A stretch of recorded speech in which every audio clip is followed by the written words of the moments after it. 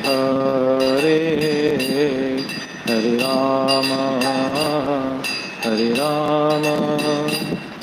राम राम हरे हरे हरे कृष्णा हरे कृष्णा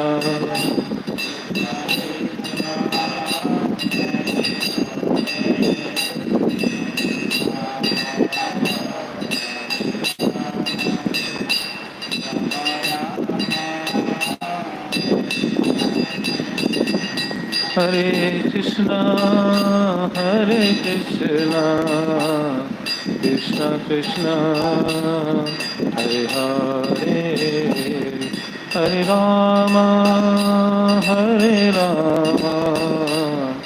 राम राम हरे हरे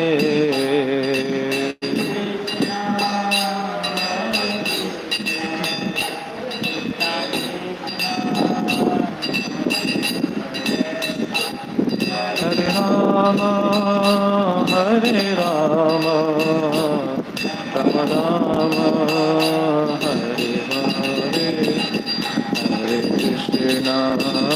हरे कृष्णा कृष्णा कृष्णा हरे हरे हरे राम राम राम हरे हरे हरे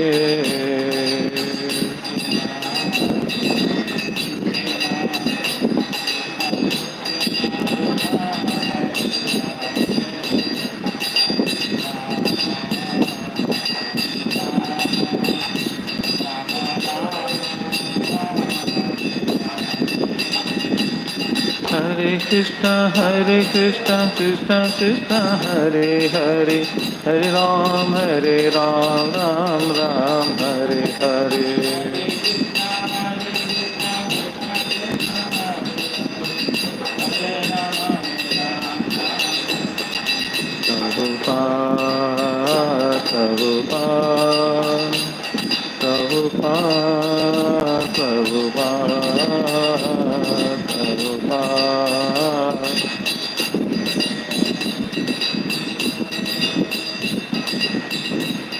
जय जय गुरुदेव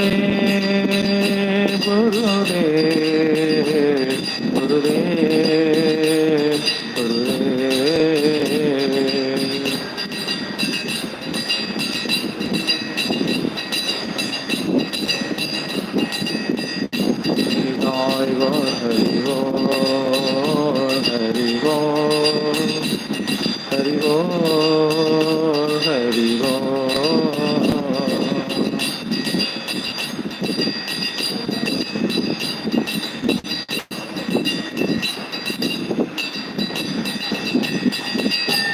जय भवन मंगल हरि नाम संगे जय संकीर्तन प्रवर्तक श्री चैतन्य महाप्रभु की जय परमदास श्री नित्यानंद प्रभु की जय विष्णुपाद परमहंस परिव्राजक श्रीमद गौरविंद गोस्वामी गुरु महाराज की जय विष्णुपाद परमहंस परिव्राजक अष्टोत्तर शत श्रीमद अभय चरणविंद भक्ति वेदांत स्वामी श्रील प्रभुपाद जी महाराज की जगत गुरु श्रील भक्ति सिद्धांत सरस्वती ठाकुर प्रभुपाद जी महाराज की जय सच्चिदानंद श्री श्री भक्ति विनोद ठाकुर की जय अनंत कोटि वैष्णव वृंद की जय नामाचार्य हरिदास ठाकुर की जय प्रेम से कहो श्री कृष्ण चैतन्य प्रभु नित्यानंद श्री अद्वैत गदाधर श्रीवासादि श्री गौर भक्त वृंद की जय रणकुमार तले अनंत कोटि दंडवत प्रणपूर्वक निजक समर्पित करी कृपा भिक्षा करी श्री श्रीमद गौर गोविंद गोस्वामी गुरु महाराज तथा शैल प्रभुपाद महाराज विशेष करी सच्चिदानंद श्री श्री भक्ति विनोद ठाकुर तथा समस्त साधु गुरु वैष्णवाचार्य चरण कमल तले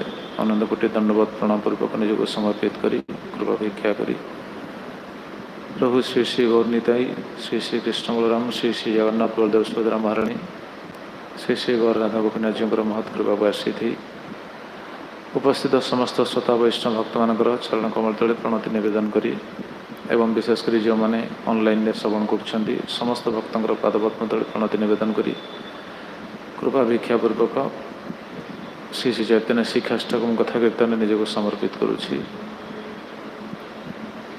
प्रसंग आम श्रवण करे महाप्रभुଙ୍କର ଅତି ଉନ୍ନତ ଗୁରୁତ୍ୱପୂର୍ଣ୍ଣ ଶିକ୍ଷା, ଯାହାକି ଭକ୍ତମାନଙ୍କ ଜୀବନକୁ ଶୃଙ୍ଖଳିତ କରିବା ପାଇଁ ମହାପ୍ରଭୁ ଏ ଶିକ୍ଷା ଦେଇଛନ୍ତି। ତୃଣାଦପି ସୁନିଚେନ ତରୁରୀବ ସହିଷ୍ଣୁନା ଅମାନିନା ମାନଦନ କୀର୍ତ୍ତନ୍ୟ ସଦାହରି। ପ୍ରକୃତରେ ଆମେ ଏ ଶ୍ଲୋକକୁ ବାରମ୍ବାର ଆମେ ପଢ଼ୁଛେ, ବାରମ୍ବାର ଆବୃତ୍ତି କରୁଛେ, ପ୍ରତିଦିନ ଆବୃତ୍ତି କରୁଛେ, କିନ୍ତୁ ଆ ଭିତରେ କେତେ ରହସ୍ୟ ରହିଛି। ପ୍ରତି ପଦକୁ ସେଥିପାଇଁ ଯେମିତି କୁହାଯାଇଛି, ଶ୍ରୀମଦ୍ ଭାଗବତମର ବର୍ଣ୍ଣନା ପ୍ରସଙ୍ଗରେ ଯେମିତି କୁହାଯାଏ, ପ୍ରତି ଶ୍ଲୋକେ ପ୍ରତି ଅକ୍ଷରେ ନାନା ଅର୍ଥ କହେ।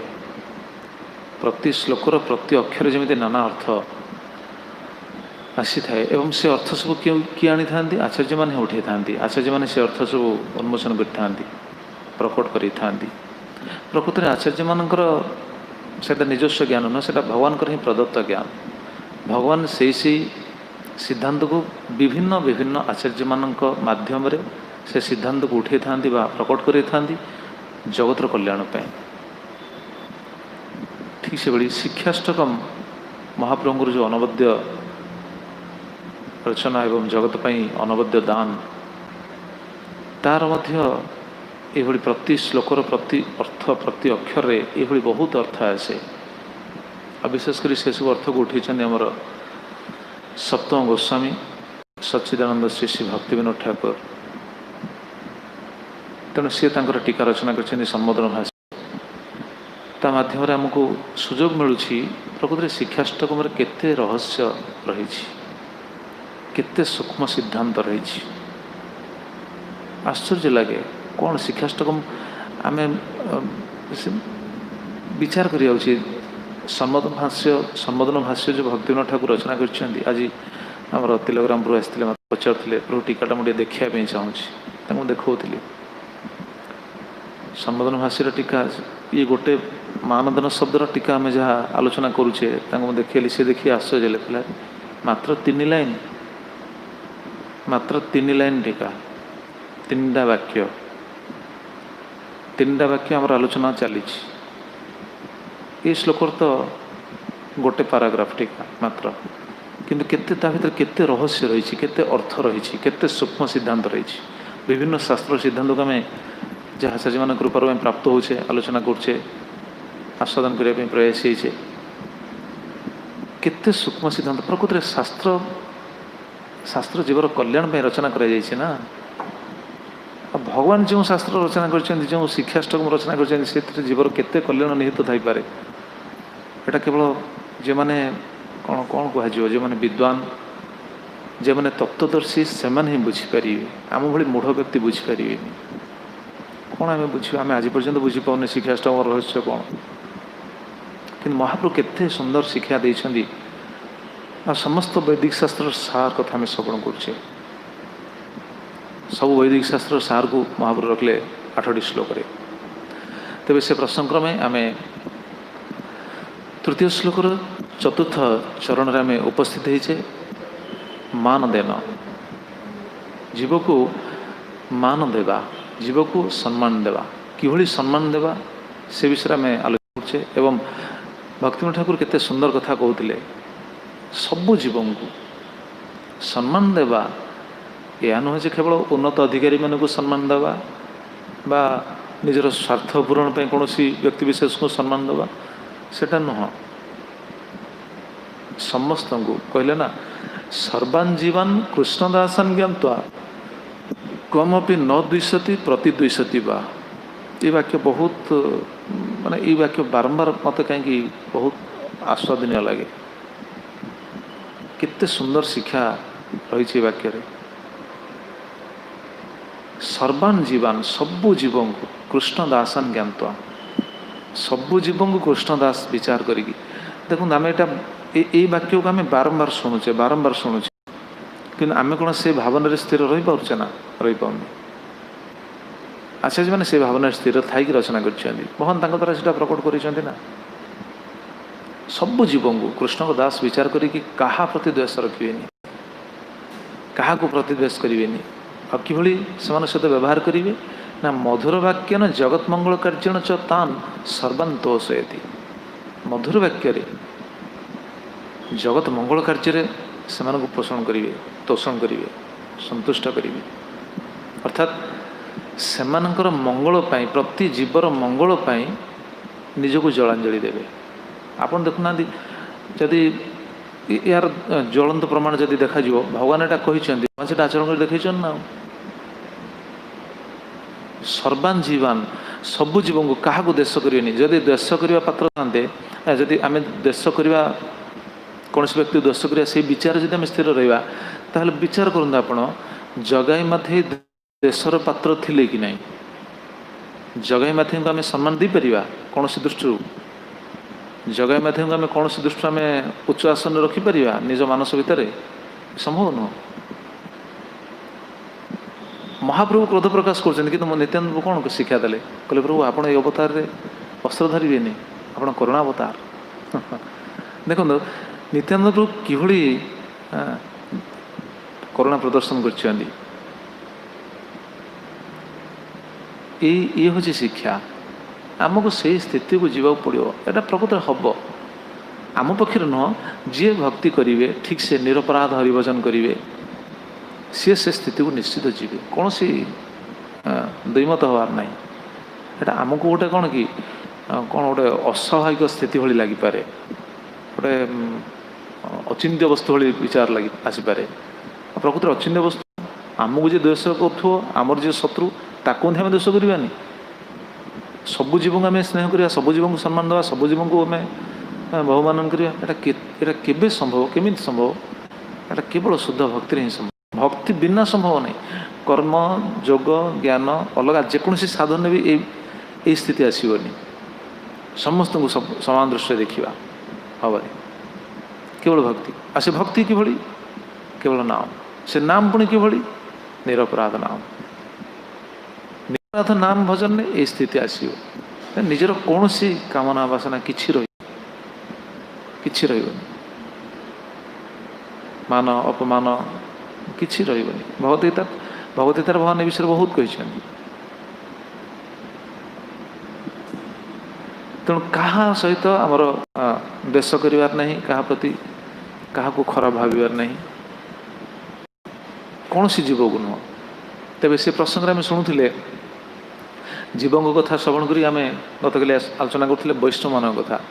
वैष्णव को आम कि देखा, वैष्णव मानक से देखा। जमी अक्रूरंगर जमी स्थिति थिला, से अक्रूरंग स्थिति को लेकिन विश्वनाथ चक्रवर्ती ठाकुर टीकार से कथा रचना करते। दंभ भय शोक त्याग वैष्णव पादपद्म लोटिवा उचित। कहीं लोटिवा उचित? वैष्णव पादपद्म कहीं लोटिवा उचित? कारण वैष्णव मान कृपा आमर आवश्यक अच्छी। सबु जीवर जदि कृपा आवश्यक अच्छी, ताले वैष्णव मान कौन कृपा आवश्यक नहीं अच्छी ना। सब वैष्णव कृपा आमर आवश्यक अच्छी। आम भाव उचित न जे आम अन्य को करवा ना, आम क्या कृपा कर? आम कृपा पाइबा पात्र। आम कौन कृपा देला भाई आमर कौन योग्यता अच्छी ना आम क्या कृपा करें? तेणु अन्य वैष्णव मैंने जो आम उपर कौन संतुष्ट हे से भगवान संतुष्ट हुआ। साधारण लोक मैंने यहाँ बुझी जीव देह नारायण अच्छा कहते से भावना जदि टी व्यतिक्रम से भावती दरिद्र नारायण, दरिद्र देह ही नारायण अच्छा आउ क्या देह नारायण ना से विचार करती। भगवान समस्त देह अच्छा। तेणु सबू जीव विशेषकर वैष्णव मान आम आदर करवा उचित। तो गोटे प्रश्न आसो, अच्छा आम वैष्णव को आदर करवा, आमे सब वैष्णव को आदर करवा, आमको जदि वैष्णव मान आदर न करती तेबे आम साधक हिसाब से आम वैष्णव मान को आदर करवा, समस्त आदर करवा मान देन। आम समस्त को आदर करवा, आमको जदि किए आदर न करती, आम जहाँ को आदर करुचे सी आमको आदर करनी, से कौन करेंगे? से कौन कर तेलराम प्रभु सिद्धांत आम शुणिले जे आम समस्त को आदर करवा। आम समस्त आदर कर आमको किए आदर करना से आदर करिया। आज सन्ध्या यहाँ मन को आसला आम समस्त आदर करा कहे मानन, आम समस्त बहुमान करा, समस्त सम्मान देवा, समस्त प्रशंसा करिया, सब ठीक।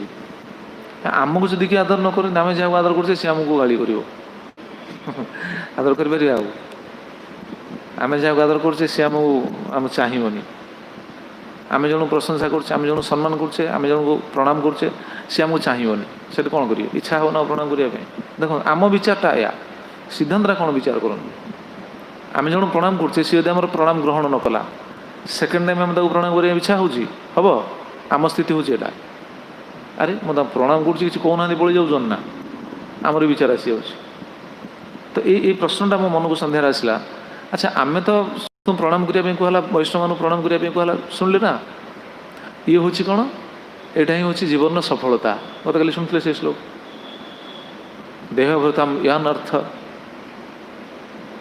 हित्वा दंभ अभिय शुचम देहधारी यहाँ हूँ अर्थ यहाँ हूँ सफलता दंभ शोक भय सब छाड़ी वैष्णव पाद धोड़े लोटी जा जो वैष्णव प्रणाम कर सी वैष्णव आमको चाहूना सी स्वभाव हिसाब से आमको चाहूना सी आम प्रणाम स्वीकार कर आम जो बुझीपारे तो आम तो इच्छा होनी से कौन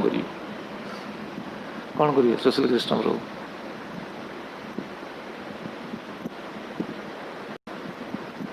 आम जन प्रणाम करगुड़ाक को टीका फिकार ना एगुड़ा केवल मन को आसे भाई प्रश्न कि आसला से सिद्धांत गुड़ाक बेले बेले आसी जाए किसी मिल जाए शास्त्र माध्यम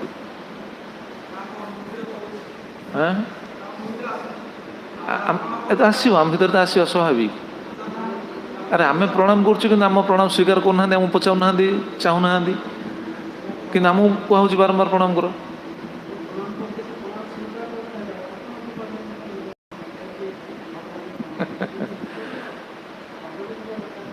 एटा को शास्त्र लिखा है किंतु बोध भगवान एटा मते सूचना दियंती परमात्मा भीतर रही सूचना दियंती एटा मो भावनाटा एमती आसे आपण विचार करिए आ ऊपर कौन सिद्धांत हो पारे तो आम जन प्रणाम करछे सी आम प्रणाम स्वीकार करना से कौन प्रकृत में आम से आम स्थितिटा कौन आम जन को प्रणाम करछे सी प्रणाम को स्वीकार करना बोली आम दुखित हो जाऊे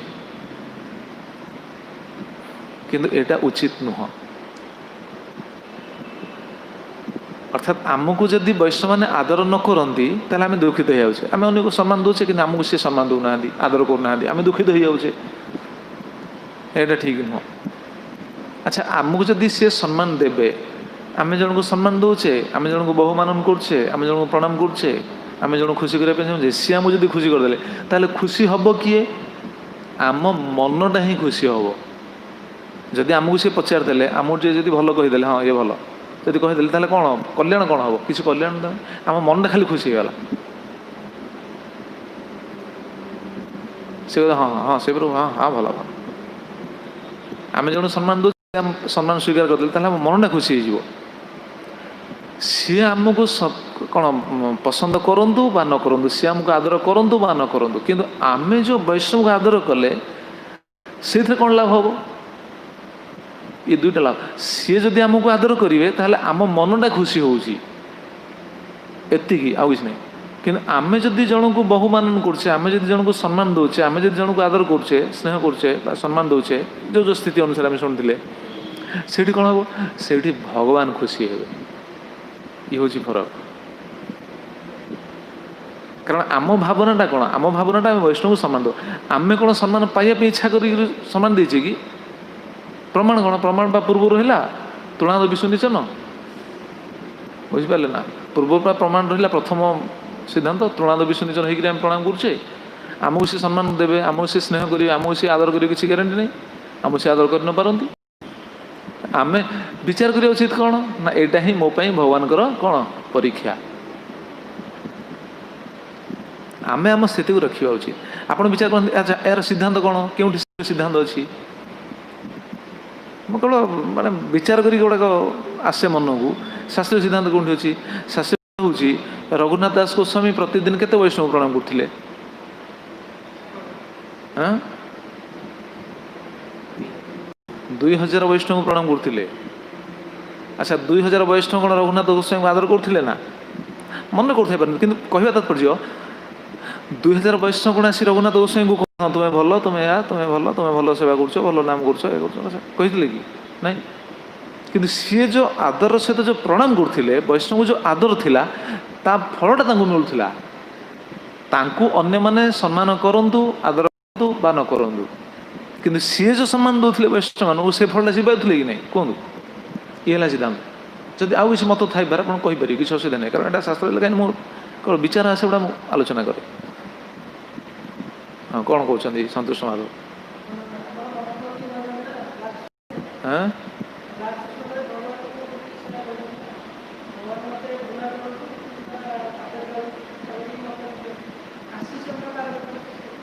सेटा कौन आसला कि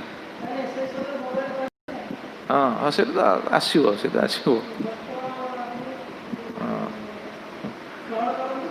हाँ हाँ से सिद्धांत भी ठीक शेष श्लोक से जदि से भगवान पाखे प्रযোज्य ठीक से वैष्णव मैंने आमको स्वीकार करूँ न करूँ कि आम से प्रणाम करिया आमर से सम्मान दवा उचित वैष्णव मानक ना कौन या किसी मत अच्छी मदन मोहन रू या किसी मत अच्छे आप किसी असुविधा नहीं कारण यहाँ आम आलोचना चलती समस्ते निज निज मत दे पारे किसी असुविधा नहीं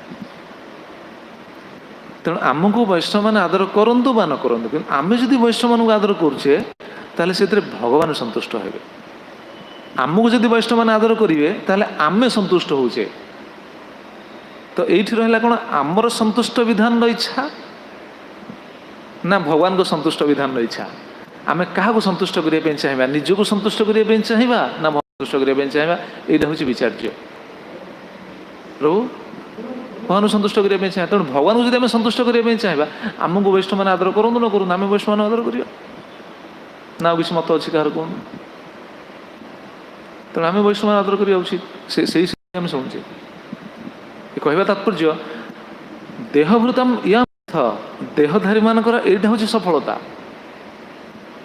मान देन अन्य को मान सम्मान देवे वैष्णव को आदर करवा उचित सब वैष्णव से भगवान खुशी हे कि आदर करेंगे नेक्टर ऑफ इंस्ट्रक्शन रे देखो गोसाई कौन कहते कृष्णे दिजस्य गिरितं मनसाद्रियेत दीक्षास्ति चेत् प्रणतिभिश्च भजन्तमीशम् शुश्रूषया भजन विज्ञम् अनन्यमन्य निन्दादि शून्य हृदं ईप्सितं संगलब्ध्या केते पूरा सिद्धांत देखो आचार्य रचना कर कृष्णेति जस्य गिरिं तं मनसा आद्रियत मन आदर करेंगे देखो स्वभाव कथा छाड़ दिंतु कौन कहते कृष्णेति जस्य गिरिं कृष्ण यही शब्द जहाँ वाक्य आसूची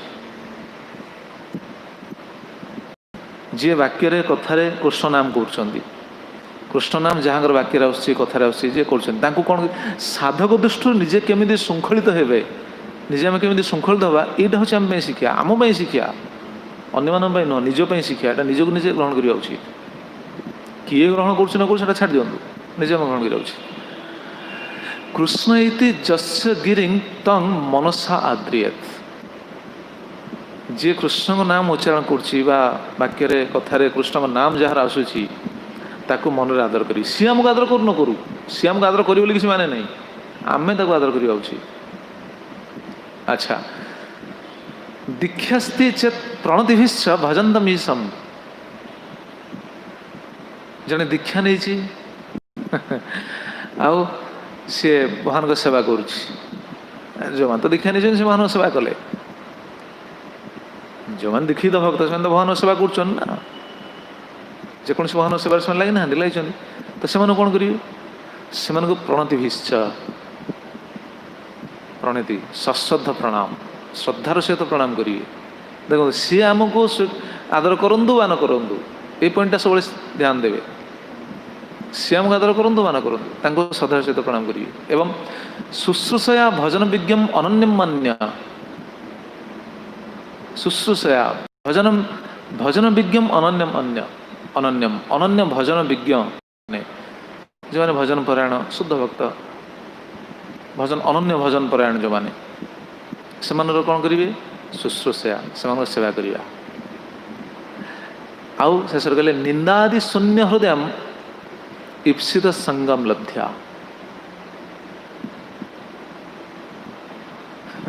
ଯିଏ ନିନ୍ଦାକାରୀ ତା ସଙ୍ଗ କେବେ କରିବେନି। ଯିଏ ନିନ୍ଦା କରୁଛି ତା ସଙ୍ଗ କରିବେନି। ଆମେ ଯିଏ ପ୍ରଶ୍ନ ଆସିବ, ଆଚ୍ଛା ଜଣେ ବୈଷ୍ଣବ ଯଦି ନିନ୍ଦା କରୁଛି କ'ଣ କରିବେ? ଜଣେ ବୈଷ୍ଣବ ସେ ଅନ୍ୟମାନଙ୍କ ନିନ୍ଦା କରୁଛି, କ'ଣ କରିବେ? ତାଙ୍କୁ ସମ୍ମାନ କରିବେ ନା ନାହିଁ? କ'ଣ ରଘୁନାଥ ବାବା? ଜଣେ ବୈଷ୍ଣବ ସେ ଦୀକ୍ଷିତ ଗୁରୁପାଦ ଆଶ୍ରିତ, କିନ୍ତୁ ସେ ନିନ୍ଦା କରୁଛନ୍ତି ଅନ୍ୟମାନଙ୍କର, ତାଙ୍କୁ ସମ୍ମାନ କରିବା କି ନାହିଁ? କ'ଣ ସୁଶୀଲ କୃଷ୍ଣ ପ୍ରଭୁ? ସମ୍ମାନ କରିବା। କାହାକୁ ସମ୍ମାନ କରିବାନି? ଶୁଣିବେ କେତେ ସୁନ୍ଦର ସିଦ୍ଧାନ୍ତ ଏଇଟା। ଆମେ ମନରୁ କହୁନୁ, ସବୁ ରୂପ ଗୋସ୍ୱାମୀ କହିଛନ୍ତି ଏ ବିଷୟରେ। ଏତେ ସୂକ୍ଷ୍ମ ସିଦ୍ଧାନ୍ତ କହୁନାହାନ୍ତି। କାହିଁକି ସବୁ ରଚନା କରାହେଇଛି କହୁନାହାନ୍ତି? ଆମକୁ ଶୃଙ୍ଖଳିତ କରିବା ପାଇଁ ନା। କିନ୍ତୁ ତାଙ୍କ ସଙ୍ଗ କରିବେନି, ତାଙ୍କୁ ସମ୍ମାନ କରିବେ। ସମ୍ମାନ ନ କଲେ ତ ରହିଲା ମାନଦଣ୍ଡ ଶବ୍ଦ ଖଣ୍ଡନ ହେଇଯିବ। ଆଉ ସମ୍ମାନ କରିବେ, ତାଙ୍କ ସଙ୍ଗ କରିବେନି। ସଙ୍ଗ କଲେ ସେ ଗୁଣଟା ଆସିବ। ସମ୍ମାନ ଦେବେ। କାହିଁକି? ଯେଉଁମାନେ ନିନ୍ଦୁକ, ସେମାନଙ୍କର ଯେଉଁମାନେ ଅନ୍ୟର ନିନ୍ଦା କରୁଛନ୍ତି, ଆପଣ ବିଚାର କରିନେବେ ସେଟା ତାଙ୍କର କ'ଣ? ସେଟା ତାଙ୍କ ସ୍ୱଭାବ। ଯିଏ ନିନ୍ଦା କରେ ସେଟା ତାଙ୍କ ସ୍ୱଭାବ ନା। ଯିଏ ଆମ ଆଗରେ ଯିଏ ଅନ୍ୟର ନିନ୍ଦା କରୁଛି, ଆପଣ ବିଚାର କରିନିଅନ୍ତୁ ଏଇଟା କେତେ ସୂକ୍ଷ୍ମ ସିଦ୍ଧାନ୍ତ। ଏସବୁ ଲେଖା ହେଇନି, କେବଳ ବସିକି ଚିନ୍ତା କଲେ ଆସେ ମନକୁ। ଆଚ୍ଛା, ଆମ ଆଗରେ ଯିଏ ଅନ୍ୟର ନିନ୍ଦା କରୁଛି, ଅନ୍ୟ ଆଗରେ ସେ ଆମ ନିନ୍ଦା କରୁଥିବ କି ନାହିଁ? କ'ଣ? ଆମ ଆଗରେ ଯଦି ସେ 5 ଜଣଙ୍କ ନିନ୍ଦା କରୁଛି, ତାହେଲେ ସେମିତି ଆମର ମଧ୍ୟ କିଛି ଦୋଷ ଦୁର୍ବଳତା ରହିଛି ନା ସମସ୍ତଙ୍କର। ନା ଆମେ କ'ଣ ଧୁଆମୂଳା? ଆମେ ତ ଧୁଆମୂଳା ନୁହଁ। ଆମର ତ ଦୋଷ ରହିଛି ନା। କ'ଣ ଦୋଷ ରହିଛି ଆମେ ଜାଣିନେ, ଜାଣିଛେ ଜାଣିନେ ବହୁତ ଅଛି। ତ ଆମର ସେମିତି ଦୋଷକୁ ନେଇକି ସେ ଅନ୍ୟମାନଙ୍କ ପାଖରେ ସେମିତି କୀର୍ତ୍ତନ କରୁଥିବେ କି ନାହିଁ? କରୁଥିବେ। ତାହେଲେ ସେଇଭଳି ଯଦି ଆମେ ସଙ୍ଗ କରିବା, ତାହେଲେ କ'ଣ ହେବ? ଆମ ଚିନ୍ତାଧାରା ଚେତନାଟା ସେଇଭଳିଆ ହେବ। ସେଥିପାଇଁ ବହୁତ ସତର୍କ ହେବା ଉଚିତ। କିନ୍ତୁ ଅସମ୍ମାନ କରିବେନି ସବୁବେଳେ। ଏଇଟା କାହା ମତ? ଏଇଟା ଶ୍ରୀମଦ୍ ଗୌରାଙ୍ଗ ଗୋସ୍ୱାମୀ ଗୁରୁ ମହାରାଜଙ୍କର ମତ। ସେ କ'ଣ କୁହନ୍ତି ସବୁବେଳେ? Pay obeisance, keep distance. ସମ୍ମାନ ଦେବେ, ସମ୍ମାନ ଦେବା ବନ୍ଦ କରିବାନି। ସମ୍ମାନ ଦେବା ଉଚିତ ସମସ୍ତଙ୍କୁ। କାହିଁକି? ସେ ବା ବୈଷ୍ଣବ, ଯାହା ତ ନାମ କରୁଛନ୍ତି। ଶୁଣିଲେ ବା କୃଷ୍ଣ ଯଦି ଯସ୍ୟ ଗିରିଂ ତଂ ମନସା ଆଦୃୟତ୍। କେବଳ କୃଷ୍ଣ ଯାହାର କ'ଣ ବାକ୍ୟରେ ଆସୁଛି ତାଙ୍କୁ ମନରେ ଆଦର କରିବାକୁ ହେଲା। ତାଙ୍କ ସଙ୍ଗ କରିବାନି। ସଙ୍ଗ ମାନେ ତାଙ୍କ ସହିତ ଏତେ ଇଣ୍ଟିମେସି, ଯେଉଁ ଇଣ୍ଟିମେଟ୍ ହେବା, ଏଇଟା ଠିକ୍ ନୁହଁ। ଏତେ ଅନ୍ତରଙ୍ଗ ହେବା ଏଇଟା ଠିକ୍ ନୁହଁ। ଠିକ୍ କାହିଁକି ନୁହଁ? କାରଣ ସେଇ ଭାବରେ ଆମେ ଭାବିତ ହେବା, ସେଇ ସବୁ ଗୁଣ ଗୁଡ଼ାକ ଆସିବ, ଟ୍ରାନ୍ସମିଟ୍ ସବୁ ହେବ, ଟ୍ରାନ୍ସଫର୍ ହେବ ସବୁ। ଏ ତ ହେବ ସ୍ୱାଭାବିକ। ଆଉ ଦେଖୁନାହାନ୍ତି ଭକ୍ତି ଠାକୁର ୟା ଉପରେ କେତେ ସୁନ୍ଦର କଥା କହୁଛନ୍ତି। ଠିକ୍ ଏଇ ଶ୍ଲୋକର ଭକ୍ତି ଠାକୁର ଅନୁବାଦ କରିଛନ୍ତି। ଦେଖନ୍ତୁ କେତେ ସୁନ୍ଦର। ସଙ୍ଗ ଦୋଷ ଶୂନ୍ୟ ଦୀକ୍ଷିତା ଦୀକ୍ଷିତ, ସଙ୍ଗ ଦୋଷ ଶୂନ୍ୟ ଦୀକ୍ଷିତା ଦୀକ୍ଷିତ, ଯଦି ତବ ନାମ ଗାୟ, ଯଦି ତବ ନାମ ଗାୟ, ମାନସେ ଆଦର କରିବ ତାହାରେ, ମାନସେ ଆଦର କରିବ ତାହାରେ, জানি নিজ জনতায়, জানি নিজ জনতায়। ଦେଖନ୍ତୁ ଭକ୍ତି ଠାକୁର ରଚନା କଲେ এই ଶ୍ଲୋକର ଅନୁବାଦ। ଉପଦେଶ ସାମର୍ଥ୍ୟର ସେ ଶ୍ଲୋକକୁ ଭକ୍ତି ଠାକୁର ତାଙ୍କ ଭଜନ ରଚନା କଲେ। ସଙ୍ଗଦୋଷ ଶୂନ୍ୟ ଦୀକ୍ଷିତ ଅଦୀକ୍ଷିତ ଯଦି ତବ ନାମ ଗାୟ। ସେ ଦୀକ୍ଷିତ ହୁଅନ୍ତୁ ବା ଅଦୀକ୍ଷିତ ହୁଅନ୍ତୁ। ଅଦୀକ୍ଷିତ କଥା ବି କହିଛନ୍ତି। ସେ ଦୀକ୍ଷା ନେଇଥାଇପାରନ୍ତି ବା ଦୀକ୍ଷା ନ ନେଇଥାଇପାରନ୍ତି। କୃଷ୍ଣ ଯଦି ତାଙ୍କ କ'ଣ କୃଷ୍ଣ ନାମ ତାଙ୍କ ମୁହଁରେ ଯଦି ଆସୁଛି, ମୁଖରେ ଆସୁଛି, ଶ୍ଲୋକ ରହିଲାନି କୃଷ୍ଣ ଇତି ଯସ୍ୟ ଗିରିଂ ତଂ ମନସା ଆଧ୍ରିୟତ୍। ଏହାର ଅନୁବାଦ, ଯାହାଙ୍କ ମୁଖରେ କୃଷ୍ଣ ନାମ ଆସୁଛି ତାଙ୍କୁ ମନରେ ଆଦର କରିବେ, ତାଙ୍କୁ ସମ୍ମାନ ଦେବେ। ମୁଁ ଏଇଟା ଅନୁଭବ କଥା ଗୋଟେ କହୁଛି। ଯେତେବେଳେ ନ୍ୟୁ ଡିଭୋଟି ଥିଲି, ଅଟୋରେ ଆମେ ଥିଲୁ। ଅଟଳରେ ଆମେ ସେବାରେ ନିଯୁକ୍ତ ଥାଉ। ତ ଦିନେ ଆମେ ବାହାରେ ଏମିତି ଜପ କରୁଛୁ, ଜପ କରିକି ଆମେ ଆସୁଛୁ। ଆମର ଏଠି ଇନଚାର୍ଜ ଥାନ୍ତି ରାଧାନନ୍ଦ ପ୍ରଭୁ। ତ ରାଧାନନ୍ଦ ପ୍ରଭୁ ସେଠି ଇନଚାର୍ଜ ଥାନ୍ତି। ସେଠୁ ଆମେ ଆସିଲୁ, ବାହାରେ ଜପ କରିକି ଯାଉଛୁ। ସାମ୍ନାପଟୁ ଜଣେ ବ୍ୟକ୍ତି ଆସିଲେ। ସାମ୍ନାପଟୁ ଜଣେ ବ୍ୟକ୍ତି ଆସିଲା ପରେ ରାଧାନନ୍ଦ ପ୍ରଭୁ ତାଙ୍କୁ ହରେକୃଷ୍ଣ କହିକି ପ୍ରଣାମ କଲେ। ମୁଁ ସେ ବ୍ୟକ୍ତିଙ୍କୁ କେବେ ଦେଖିନଥିଲି। ମୁଁ ପଚାରିଲି, ପ୍ରଭୁ ଆପଣ ଚିହ୍ନିଥିଲେ ତାଙ୍କୁ, ଆପଣ ଜାଣିଛନ୍ତି ତାଙ୍କୁ କିଏ? କାରଣ ସେ କେବେ ମଠକୁ ଆସିବା ମୁଁ ଦେଖିନଥିଲି, ଆମର ଆଶ୍ରମକୁ ଗୋଶାଳାକୁ କେବେ ଆସିବା ମୁଁ ଦେଖିନଥିଲି। ପଚାରିଲି, ପ୍ରଭୁ ଆପଣ ଚିହ୍ନିଛନ୍ତି ତାଙ୍କୁ? କହିଲା, ନା ମୁଁ ତାଙ୍କୁ ଚିହ୍ନିନି। ବୋଲି ଆପଣ ତାଙ୍କୁ କେମିତି ହରେକୃଷ୍ଣ କହିଲେ, ପ୍ରଣାମ କଲେ? କହିଲେ ତାଙ୍କ କ'ଣ କଣ୍ଠରେ ମାଳି ଥିଲା ତ, ତାଙ୍କ କଣ୍ଠରେ ଯେହେତୁ ମାଳି ଥିଲା ସେ ନିଶ୍ଚିତ ବୈଷ୍ଣବ, ସେଇଥିପାଇଁ ମୁଁ ତାଙ୍କୁ ହରେକୃଷ୍ଣଙ୍କୁ ପ୍ରଣାମ କଲି। ମୁଁ ସେଇଠୁ ଶିଖିଲି, ଆରେ ବଢ଼ିଆ କଥା। ଦେଖନ୍ତୁ କେଉଁଠି କ'ଣ ସବୁ ଶିକ୍ଷା ଥାଏ, ମାନେ ଶିକ୍ଷା ସେଟା ମନେ ରଖିବା ଉଚିତ, ଜାଣିବା ସେଇଟା କାମରେ ଲାଗିବ ଜୀବନରେ। ସେ ନ୍ୟୁଟ୍ରନ୍ ସମୟରେ ସେ ଆମର ରାଧାନନ୍ଦ ପ୍ରଭୁ ସେ କଥା ହିଁ କହିଥିଲେ, ନା କଣ୍ଠରେ ମାଳି ଅଛି ମାନେ ସେ ବୈଷ୍ଣବ, ତାଙ୍କୁ ପ୍ରଣାମ କରିବା ଉଚିତ, ତାଙ୍କୁ ହରେକୃଷ୍ଣ କହିବେ। ଆମେ ତ ନ୍ୟୁଟ୍ରନ୍, ଆମେ ତ ସେତେବେଳେ ସବୁ ନୂଆ ନୂଆ ସବୁ ଶିଖୁଥାଉ। ମୁଁ ଦେଖିଲା ଏଇଟା ଠିକ୍ କଥା। ଦେଖୁନାହାନ୍ତି ଭକ୍ତି ଠାକୁର ସେ କଥା ହିଁ କହିଛନ୍ତି, ସଙ୍ଗଦୋଷ ଶୂନ୍ୟ ଦୀକ୍ଷିତ ଅଦୀକ୍ଷିତ ଯଦି କୃଷ୍ଣ ନାମ ଗାଏ, ଯଦି ତବ ନାମ ଗାଏ, ସେ ଦୀକ୍ଷିତ ହଉ ବା ଅଦୀକ୍ଷିତ ହଉ, ଯଦି ଆପଣଙ୍କ ନାମ ତା ମୁହଁରେ ଆସୁଛି, କୃଷ୍ଣଙ୍କ ନାମ ଯଦି ତା ମୁହଁରେ ଆସୁଛି, ତାହେଲେ କ'ଣ କରିବେ? ମାନସେ ଆଦର କରିବ ତାହାରେ, ଜାନି ନିଜ ଜନ ତାଏ। ମାନସରେ ତାଙ୍କୁ ଆଦର କରିବ। କ'ଣ ପାଇଁ ଆଦର କରିବ? ନା ନିଜ ଜନ, ନିଜ ଲୋକ, ନିଜ ଲୋକ ନା କୃଷ୍ଣ ନାମ କରୁଛନ୍ତି, ଆମେ କୃଷ୍ଣ ନାମ କରୁଛୁ, ସିଏ କୃଷ୍ଣ ନାମ କରୁଛନ୍ତି, ନିଜ ଲୋକ। ନିଜ ଲୋକ ଜାଣିକି ତାଙ୍କୁ ମନରେ ଆଦର କରିବା। ଆଚ୍ଛା, ତାପରେ ଦୀକ୍ଷିତ ଅଦୀକ୍ଷିତ ଯଦି ନାମ କରୁଛି ତାକୁ ଏଭଳି ଆଦର କରିବେ। ଯଦି ଦୀକ୍ଷା ନେଇକି ସେବା କରୁଛି, ପ୍ରଭୁ ସେଟା କହିଲେ, ଭକ୍ତି ଠାକୁର ଠିକ୍ ତାର ଅନୁବାଦ କଲେ। ଦେଖନ୍ତୁ, ଦୀକ୍ଷିତ ହଇଆ ଭଜେ ତୁ ଆପଦ, ଦୀକ୍ଷିତ ହଇଆ ଭଜେ ତୁ ଆପଦ, ତାହାରେ ପ୍ରଣତି କରି, ତାହାରେ ପ୍ରଣତି ଅନନ୍ୟ ଭଜନେ ବିଜ୍ଞ ଯେଇ জন, ଅନନ୍ୟ ଭଜନେ ବିଜ୍ଞ ଯେଇ জন, ତାହାରେ ସେ ବିବହରି, ତାରେ ହରି। ଦେଖନ୍ତୁ ଭକ୍ତି ଠାକୁର ଏହି ସିଦ୍ଧାନ୍ତ ଏଠି ଉନ୍ମୋଚନ କଲେ। ରୂପ ଗୋସ୍ୱାମୀ ଯାହା ରଚନା କରିଥିଲେ ଭକ୍ତି ଠାକୁର ସେ କଥା ହିଁ କଲେ। ରୂପ ଗୋସ୍ୱାମୀ କ'ଣ କହିଥିଲେ? ଦୀକ୍ଷାସ୍ତି ଚେତ୍ ପ୍ରଣତିଭିଶ୍ଚ ଭଜନ୍ତମୀଶମ୍। ଯିଏ ଦୀକ୍ଷା ନେଇଛନ୍ତି ଈଶ୍ୱରଙ୍କର, ପ୍ରଭୁଙ୍କର, ଭଗବାନଙ୍କର ଯିଏ ଭଜନ କରୁଛନ୍ତି, ସେବା କରୁଛନ୍ତି, ତାଙ୍କୁ କ'ଣ କରିବ? ଶ୍ରଦ୍ଧାର ସହିତ ପ୍ରଣାମ କରିବ। ରୂପ ଗୋସ୍ୱାମୀ ରଚନା କରିଥିଲେ। ଭକ୍ତି ଠାକୁର ସେ କଥା ହିଁ କହିଲେ, ଦୀକ୍ଷିତ ହଇଆ ଭଜେ ତୁୟା ପଦ, ତାହାରେ ପ୍ରଣତି କରି। ଦେଖନ୍ତୁ ଠିକ୍, ଯିଏ ଦୀକ୍ଷା ନେଇଛନ୍ତି, ଭଗବାନଙ୍କର ଭଜନ କରୁଛନ୍ତି, ସେବା କରୁଛନ୍ତି, ସେବାରେ ଲାଗିଛନ୍ତି, ଏହା ନୁହେଁ ଯେ ସେ ଠିକ୍ ସେ ସେବା କରିପାରୁନାହାନ୍ତି, ଆମେ ତାଙ୍କୁ ଭଜନ କ'ଣ ସମ୍ମାନ କରିବୁନି, ସେ ସେବାରେ ତ୍ରୁଟି କରୁଛନ୍ତି, ଆମେ ତାଙ୍କୁ ସମ୍ମାନ କରିବୁନି, ନା, ସେ ଦୃଷ୍ଟିରେ ଆମେ ବିଚାର କରିବା ଉଚିତ ନୁହଁ। ସିଏ ସେବାରେ ଲାଗିଛନ୍ତି, ସିଏ ଯେତେ ସେବା କରିବେ ତା ଫଳଟା ସିଏ ପାଇବେ। ସିଏ ଯଦି ସେବାରେ ତ୍ରୁଟି ତା ଫଳରୁ ସିଏ ବଞ୍ଚିତ ହେବେ। ଆମେ ସେଟା ବିଚାର କରିବା ଉଚିତ ନୁହଁ। ଆମେ ଆମର ଭଜନର ଶୃଙ୍ଖଳତା ପାଇଁ ଆମେ ତାଙ୍କୁ ସମ୍ମାନ ଦେବା ଉଚିତ। ଏଇଟା ହେଉଛି ଆମ ପାଇଁ ଶିକ୍ଷା। ସିଏ କେତେ ଦୂର ଅଗ୍ରଗତି କରିବେ କି ନ କରିବେ ସେଟା ଆମର ବିଚାର କରିବା ଆବଶ୍ୟକ ନାହିଁ, କିନ୍ତୁ କମ୍ ସେ କମ୍ ତ ସିଏ ସେବାରେ ଲାଗିଛନ୍ତି, ତେଣୁ ଆମେ ତାଙ୍କୁ ସମ୍ମାନ ଦେବା ଉଚିତ। ଏ କେତେ ବଡ଼ ଫିଲୋସଫି, କେତେ ବଡ଼ ଉଚ୍ଚ ବିଚାର ଦେଖନ୍ତୁ। ଆମେ ସେଇ ସ୍ଥିତିରେ ରହିବାକୁ ପଡ଼ିବ, ତେବେ ମାନ ଦେନ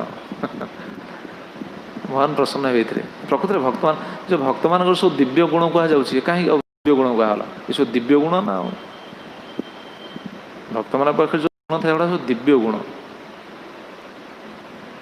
ଯସ୍ୟାସ୍ତି ଭକ୍ତି କିଞ୍ଚନା ସର୍ବେ ଗୁଣିସ୍ତତ୍ର ସମାସତେ ସୁରା, ଦୈବୀ ଗୁଣ ସବୁ। ଆଉ ଭକ୍ତି କଲା ମାନେ ସବୁ ଦୈବୀ ଗୁଣ ଗୁଡ଼ାକ ଆସିବ। ଶୁଦ୍ଧ ହରିନାମ ଭଜନ ଯେତେବେଳେ କରିବେ, ନିରପରାଧ ହରିନାମ କରିବେ, ସେତେବେଳେ ଏଇ ବିଚାର ଆସିବ।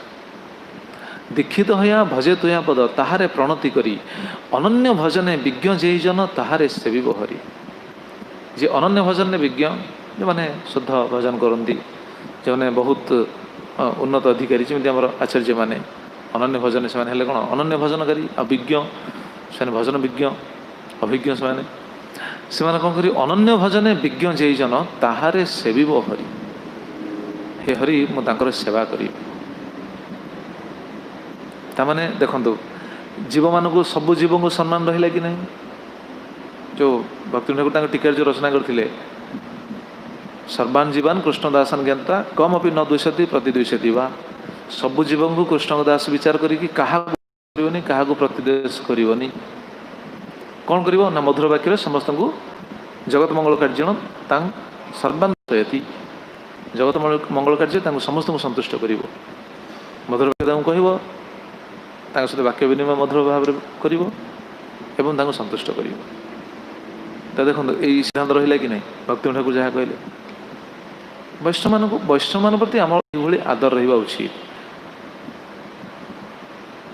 भाव्या उचित ना से वैष्णव ताल प्रश्न आसे अच्छा जदि यहाँ एमती है ताले वैष्णव मान जो किसी त्रुटि परिलक्षित हुए दोष देखा जाए ताल आम सुधारी पारानी आम तो सुधारी पारानी प्रश्न आसो कौन तिलराम सत कि नहीं आम देखुचे से भक्त तो भूल करें तो सुधारिया दरकार ना ना आम सुधारिया अधिकारी नुह ना नहीं सुधारिया अधिकारी आम नुह प्रश्न आसे आसे जदि आम तो त्रुटि रही दोष रही जदि आम सुधारिया चाहूचे किंतु केबे भी कौन आम व्यावहारिक जीवन कथा मु कहूँ केबे भी कौन सीनियर भक्त को आम कि कहवा उचित नुह तांकर त्रुटि थाई पारे दोष थाई पारे भगवान प्रार्थना करिया उचित प्रभु आपण सद्बुद्धि दियंतु आम सुधारिया प्रयास करिया उचित नुह कहीं कारण आम जब सुधारिया प्रयास करिया ताले कौन निजको कौन आम बड़ बोली विचार आसो आम अभिज्ञ आम अनुभवी आम हूँ कौन भजन अभिज्ञ ये विचार आसो एटा के ठीक नुह उचित नुह ताल प्रश्न चला बड़ को आम कहवानी ज्येष्ठ मान को सीनियर मान आम कहवानी जूनियर मान समाजकंद को एवं जूनियर को व्यावहारिक दृष्टि आम आलोचना करुचे जो जूनियर जो समाजकंद कहे कि नहीं कौन गति हाँ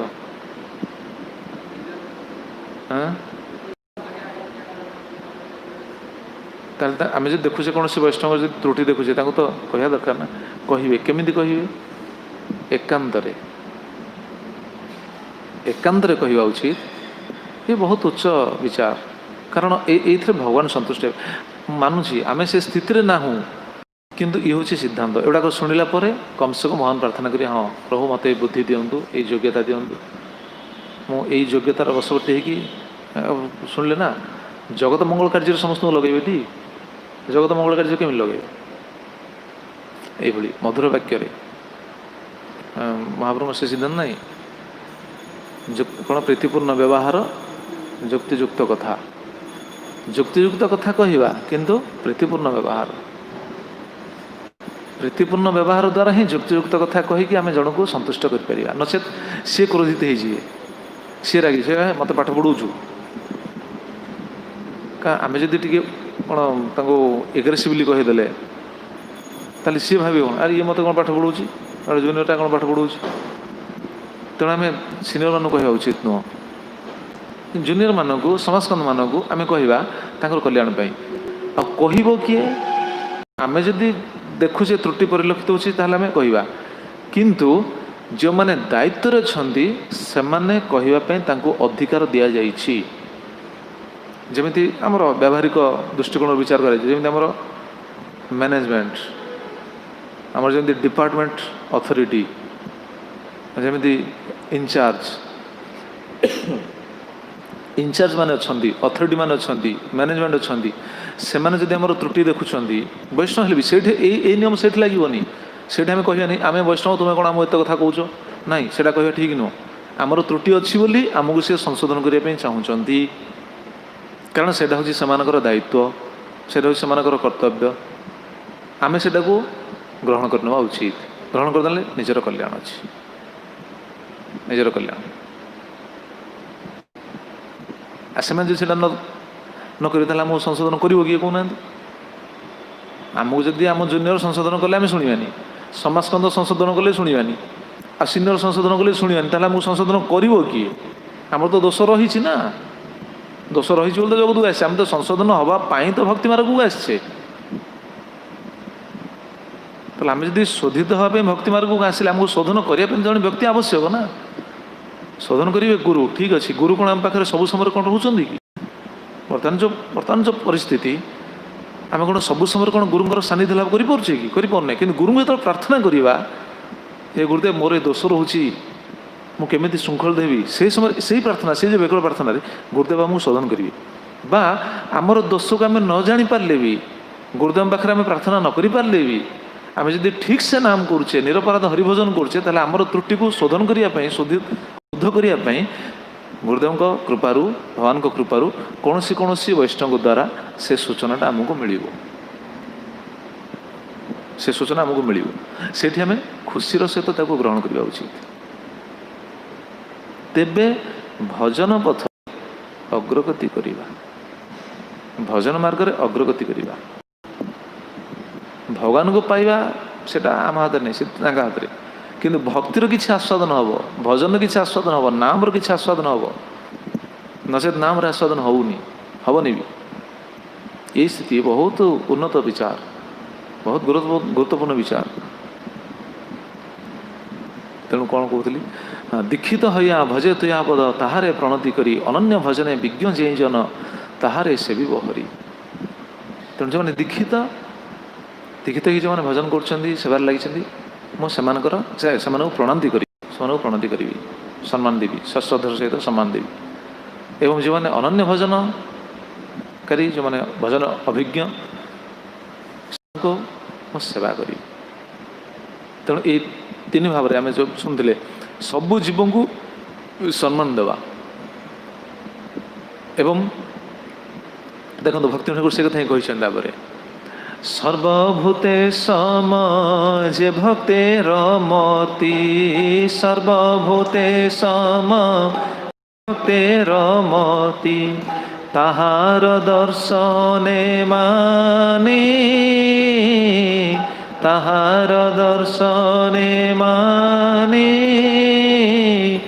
आपनके धन्य से संग पाइया आपनके धन्य से संग पाइया चरितार्थ इलो जानी चरितार्थ इलो जानी केते सुंदर लगे वैष्णव मान आम क्यों दृष्टि देखुचे वैष्णव मान विचार को कौन सर्वभूते सम जे भक्तर मति ताहार दर्शने मानी आपना के धन्य से संग पाइया चरितार्थ हईलु जानी जो भक्तर उन्नत विचार सर्वभूते सम जे भक्तर मति जो भक्तर सबू भूत प्रति सबू जीव प्रति समान विचार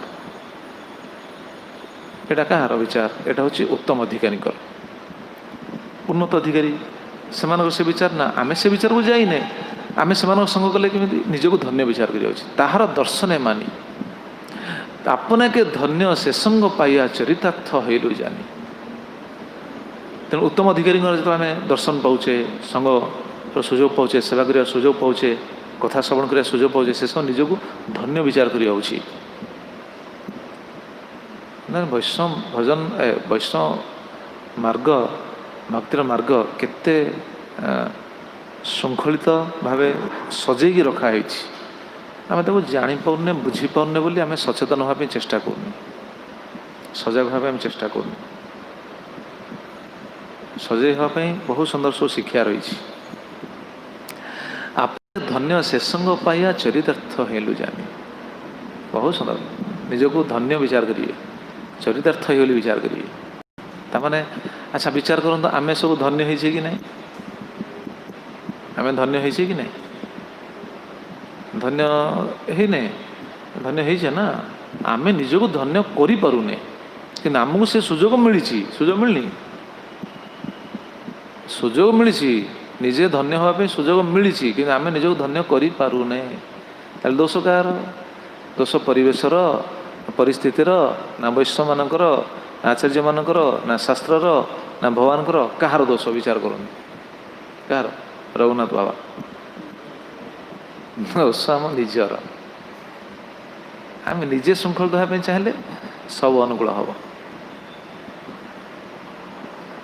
दोष आम निजर। एवं शेष कहले जदि यही भावना रे ताहले कौन हम भगवान कथा शुणिबे भगवान आम दुखटा शुणिबे। आमर कौन दुख कि कौन दुख कहल तिलराम प्रभु आम दुख कौन वैष्णव मान कौन दुख वैष्णव मान दुख हूँ केवल गोटे आम आलोचना होता ना मझे वैष्णव मान दुख हूँ केवल कृष्ण पाखे मतीटा लगुनि कृष्ण को भजन होनी यहीटा ही दुख आउ किसी दुख नहीं। ए लॉकडाउन हो दुख नहीं कोरोना प्रभाव विस्तार को एटा किसी दुख नहीं। दुख हूँ कृष्ण पाखे मत लगुनि मत लगे तो सुख आ कौन कहते निष्कपट मति वैष्णवेर प्रति निष्कपट मति वैष्णवेर प्रति निष्कपट मति वैष्णवेर प्रति निष्कपट मति वैष्णवेर प्रति এই ধর্ম কবে পাব এই ধর্ম কবে কবে সংসার সিন্ধু পার হয় কবে সংসার সিন্ধু পার হয় তব ব্রজপুরে যাব তব ব্রজপুরে प्रभु तब ब्रजपुरे जाब प्रभु तब ब्रजपुरे ब्रजपुर को जावाई इच्छा अच्छी तो यह करवा आवश्यक। गोलकधाम जावा कि नहीं तिलरामपुर जा यही भावना रहा आवश्यक समस्त मुझे कहूनी समस्त तब ब्रजपुरे जाब ब्रजपुर को जावा केमी भाव निष्कपटमति वैष्णवेर प्रति यही धर्म कबे पाब केबे मु पाइबी प्रभु वैष्णव मान प्रति निष्कपट मति मु केबे पाइबी। देखुना आम क्यों पॉइंट आलोचना करुचे अमानिना मान देन अन्य को मान सम्मान दवा अन्य को जो प्रति जीव को जो मान सम्मान दवा ताले वैष्णव मान केमी सम्मान दवा उचित वैष्णव प्रति आम विचारटा कि हवा उचित सब जीवन प्रति तो शुणिले ना मुखर नाम आसले सम्मान देवा कथा कहला मन आदर कर कहला आ वैष्णव को आदर के न कर निष्कपट मति वैष्णवेर प्रति यही धर्म कबे पाब केबे प्रभु मोर ये विचार आसो मुझे यही भावना स्थिर रही निष्कपट कौन सी कपट रही वैष्णव प्रति समस्त जी जहाँ करते आम समस्त आदर करवा उचित। निष्कपट मति वैष्णव प्रति बहुत सुंदर भजन यही धर्म कबे पाव कबे संसार सिंधु पार है तब ब्रजपुरे जाओ केबे संसार सिंधु पारी ही ब्रजपुर को जीव तेणु कौन शिक्षा मिलला वैष्णव मानक आम सब सब वैष्णव को आदर करवा उचित क्या कमपि न द्विषति प्रति द्विषति वा क्या देश करें क्या प्रतिदेश करें क्या करवा उचित कहीं आप देखुना गोटे साधारण कथा मु अनुभव करे आम जब वैष्णव को आदर करथिबा ताले फल कौन वैष्णव को जदि आदर करथिबा फल हूँ असमय रे भगवान आमको वैष्णव मान द्वारा ही साहाय्य करेंगे भगवान आमको साहाय्य करेंगे कि नहीं असमय असुविधा समय रे भगवान साहाय्य करेंगे केमी वैष्णव मान द्वारा साहाय्य करेंगे आम जब वैष्णव मान आदर करथिबा जदि वैष्णव मान आदर कर समस्त जदि दूर दूर मार मार करथिबा ताले केही तुम पाखक आसबेनि असमय किए आसो कहना किए आस आम समस्त यदि तिरस्कार कर समस्त निंदा कर समस्त विरुद्ध में खाली कीर्तन कर आम जो असुविधा पड़ो से समय आम पाखे किए ठिया ना आमको किए साहय करी वैष्णव मान जब आदर करछे ताले असमय भगवान साहय करेंगे केमी वैष्णव मान द्वारा ही साहय करेंगे आ जब वैष्णव मान आदर न कर समस्त जब दोष देखा ताले कौन हम यहाँ लाभ क्षति कौन हम जब दोष देखा कौन क्षति हम तिलराम प्रभु एगुड़ा लेखा ही कौटे केवल मन को आसे मुझे कहे आप विचार करें मत थी भी कहीपर किसी असुविधा नहीं आम जब सब वैष्णव मान जब दोष देखा ताले कौन हम जदि दोष देखी देखी देखी देखी जीवा शेष एकुटिया ही रहा कहीं कहले दोष समस्त अच्छी कि नहीं दोष समस्त दोष समस्त अच्छी अच्छा आमर दोष अच्छी कि नहीं आमर भी दोष अच्छी आम जब समस्त दोष देखा ताले सी से दोष दोषी ता संग करी सी से दोष दोषी ता संग करी सी दोष दोषी ता संग करी यही जब विचार समस्त प्रति रखा ताले कौन हम शेष समय से एकुटिया ही रहा जदि आम दोष कहार दोष अच्छे आम संग न कर कि आदर करवा समस्त को आदर करवा उचित आम देखुचे आम से व्यक्ति संग कलापर सहित मिसला आम भक्तिर बाधक हो भक्तिर अग्रगति होनी भजन आस्वादन होनी संग न कर सहित बेसी मिसी न पारती कि माने नुह से आम शत्रु बुझीपार ना ता माने नुह से आम शत्रु ना शत्रु नुह सी भगवान भक्त भक्ति कर ना सी भी भजन कर सी भी नाम कर ना तो आम निंदा करवानी यही हूँ वैष्णव धर्म यही से वैष्णव धर्म सभा प्रणादी ये हूँ वैष्णव धर्म समस्त प्रणादी करी समस्त प्रणाम करी तेणु भक्ति ठाकुर केते सुंदर कथा कहले देखुना तापर कहते जदि वैष्णव जब दोष रही कौन करेंगे से वैष्णव दोष रहा आम देखुचे से वैष्णव से प्रभु बहुत रागुंट से प्रभु बहुत निंदा कर आम संग करवा कि नक कौन करा देखो रूप गोस्वाई कहते आम केमी आदर कर आदर कर कि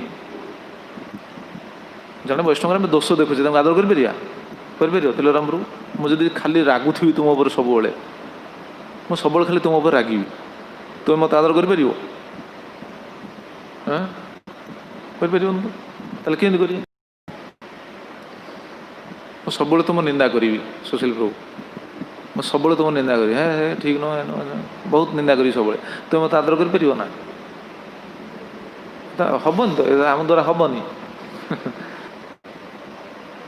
कौन कहते देखो दृष्टि स्वभाव जनित विपुष्च वपुष्च दोषैर न प्राकृत तम यह भक्त जनस्य पश्ये गंगाम्भ संग खलो बुद्बुद फेन पंकैर ब्रह्म द्रवत्तम अपगच्छति नीरधर्मे गोस्वामी उपदेशामृत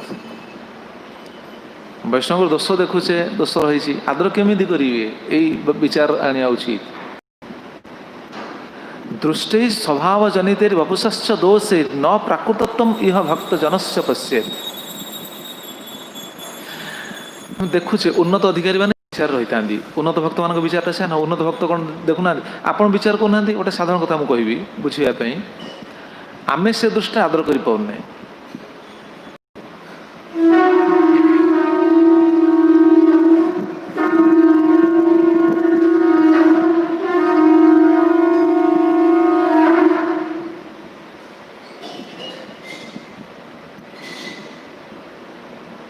जय श्री श्री गौरनिताय श्री श्री कृष्ण बलराम श्री श्री जगन्नाथ बलदेव सुभद्रा महारानी की जय।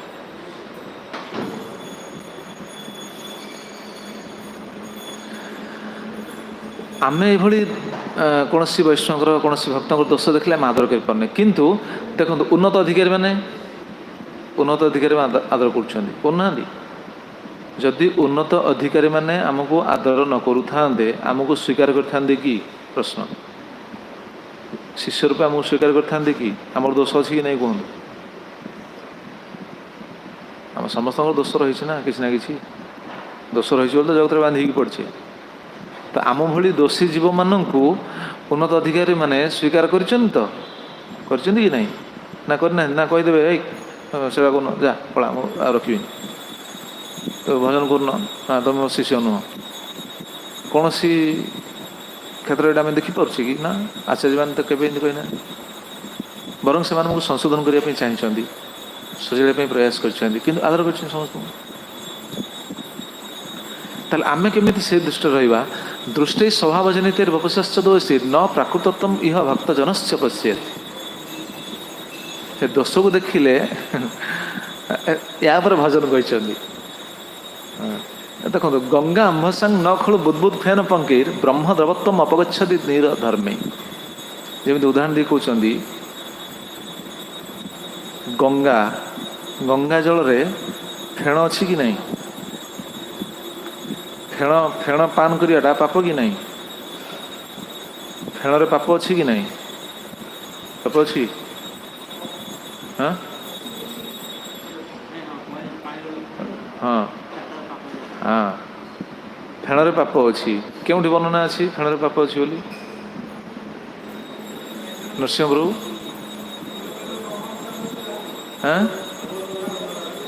सुशील प्रभु कहते कौन हाँ हाँ हाँ से प्रश्न बास इंद्र को जो ब्रह्महत्या दोष लगी से 4टा स्थान से ब्रह्महत्या दोष रखी 4 जन दे 4 भाग कर तो सेठे जलर जो फेण से फेण रे दोष रही ब्रह्महत्या दोष। अच्छा से फेणटा गंगार उठुची कि नहीं गंगा जल आउ कौन गंगा अम्बसांग न खलु बुदबुद फेन पंकेर पंक गंगा जल भी आवर्जना पशुची पंक अच्छी फेण अच्छी सब रही। अच्छा रहिले गंगा जल सब रहिले भी गंगा जल को आम अपवित्र बोली विचार करछे ना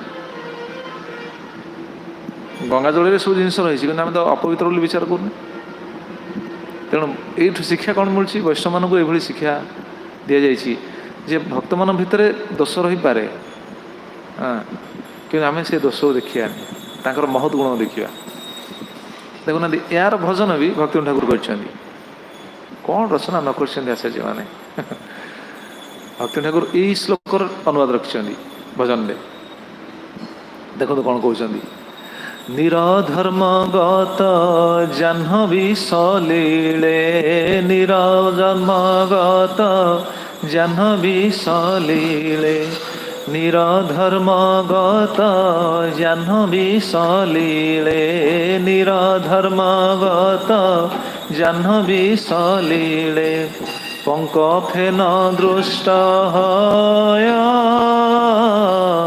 पंक फेन दृष्ट तथापि कखन ब्रह्मद्रव धर्म तथापि कखन ब्रह्मद्रव धर्म से सलील ना छाड़य से सलील ना छाड़य केते स्पष्ट बुझेले देखो ठीक यार अनुवाद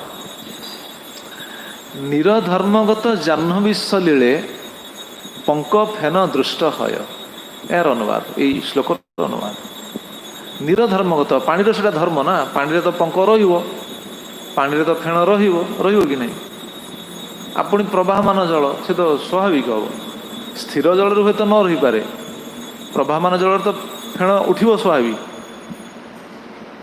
आवर्जना कादुआ मादुआ पंक फंक से तो जीव ता भीतर एटा हूँ जलर स्वभाव निरधर्म एटा है निरधर्म जलर स्वभाव ठीक से भली जीवर स्वभाव कौन जीवर स्वभाव से 3 गुण भितर पड़ी 3 गुण भितर बांधिकी से निश्चित किसी भूल कर तार किसी दोष रेतु 3 गुण भितर रही आप पढ़ुना गुणोत्तर विभाग जो गुण मान भितर कंपिटिशन चलती क्यों अध्याय इतर क्यों अध्याय दिव्य गोविंद कह गुणोत्तर विभाग जो गुण मान भितर कंपिटिशन चलती चतुर्दश अध्याय वर्णना अच्छी गुण मान भितर कंपिटिशन चलती सब सत्वरज तुम 3टा गुण रहा सत्वरज चाहते ସତରଜକୁ ଚାହିଁକି ତମ ଗୁଣ ବଢ଼ିବା ପାଇଁ ଚାହୁଁଛି ଦବେଇକି, ରଜ ତମକୁ ଦବେଇକି ସତ୍ୱଗୁଣ ବଢ଼ିବା ପାଇଁ ଚାହୁଁଛି, ସତ୍ୱ ତମକୁ ଦବେଇକି ରଜଗୁଣ ବଢ଼ିବା ପାଇଁ, ଏଇଟା କମ୍ପିଟିସନ୍ ଚାଲିଛି ଜୀବ ଭିତରେ। ଗୁଣର ପ୍ରହରୀ ଜୀବ ପଡ଼ିଛି ନା, ତେଣୁ ଜୀବର ସ୍ୱରୂପ ହେଲା କୃଷ୍ଣ ଦାସ, କିନ୍ତୁ ଯେହେତୁ ଗୁଣ ଭିତରେ ପଡ଼ିଯାଇଛି ସେ ନିଶ୍ଚିତ ଭୁଲ କରିବ, ତାର ଦୋଷ ରହିବ। ଚାରିଟା ଦୋଷ ଅଛି ନା ଜୀବର, ଚାରିଟା ଦୋଷ ନାହିଁ, କ'ଣ ଚାରିଟା? ହଁ, ଭ୍ରମ, ପ୍ରମାଦ, ବିପ୍ରଲିପ୍ସା, କରଣା ପାଟବ, ଏ ଚାରିଟା ତ ରହିବ। ଏଇଟା ହେଲା ଜୀବ ଧର୍ମ। ଯେମିତି ଏଠି କହିଲା ନିରଧର୍ମଗତ ଜାହ୍ନବୀ ସଲିଳେ, ନିରଧର୍ମ ଜାହ୍ନବୀ ସଲିଳେ ଗଙ୍ଗା ଜଳ ହେଲେ ବି କିନ୍ତୁ ଜଳର ଧର୍ମ, ଜଳ ଧର୍ମ ସେ ପଙ୍କ ଫେନ ତ ରହିବ ତା ଭିତରେ। ପଙ୍କ ଫେନ ଦୃଷ୍ଟ ହୟ ତଥାପି କଖନ ବ୍ରହ୍ମଦ୍ରବ ଧର୍ମ ସଲିଳ ନା ଛଡ଼ୟ। କିନ୍ତୁ ସିଏ